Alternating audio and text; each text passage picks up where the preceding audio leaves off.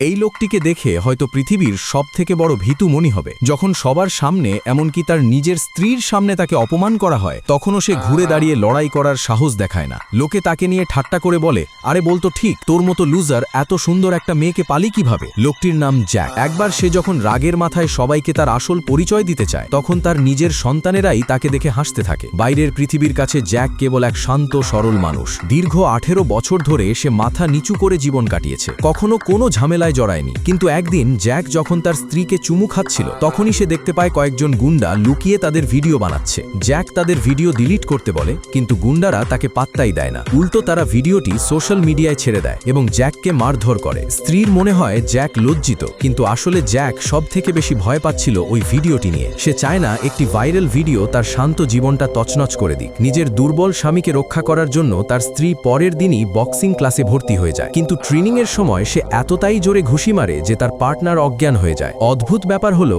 এখান থেকেই তাদের বন্ধুত্ব শুরু হয়। মেয়েটি কথায় কথায় জ্যাককে নিয়ে অভিযোগ করতে থাকে। সে বলে তার স্বামীর এই ভীরু স্বভাব সে একদমই পছন্দ করে না। ঠিক তখনই জ্যাকের সবথেকে বড় আতঙ্কের দিনটি সামনে চলে আসে। জ্যাক যখন ফ্রিজের হ্যান্ডেল ধরল, সে অনুভব করতে পারল বিপদ একেবারে কাছে চলে এসেছে। জ্যাক যখন দেখল সামনে একটি পুরনো পরিচিত মুখ দাঁড়িয়ে আছে, সে এক মুহূর্তের মধ্যে সেই লোককে অজ্ঞান করে দিল। এরপর মাটি থেকে একটি ডায়াপার তুলে নিল, যার ভেতরে একটি ছুরি লুকিয়েছিল, এবং খুব স্বাভাবিকভাবে সুপারমার্কেট থেকে বেরিয়ে এলো। পরিস্থিতি এখন জরুরি। সে প্রচণ্ড গতিতে গাড়ি চালিয়ে বাড়িতে পৌঁছলো এবং সিঁড়ির পাশের দেয়ালটি খুঁড়তে শুরু করলো। দেয়ালের ভেতরে একটি গোপন কুঠুরি বেরিয়ে এলো, আর সেখান থেকে বের হয়ে এলো আসল জিনিসপত্র, একটি হ্যান্ডগান, একটি জাল পাসপোর্ট এবং প্রচুর পরিমাণে ক্যাশ টাকা। অর্থাৎ জ্যাক সেই ভীরু লোক নয় যা এই পৃথিবী তাকে মনে করে আসছিল।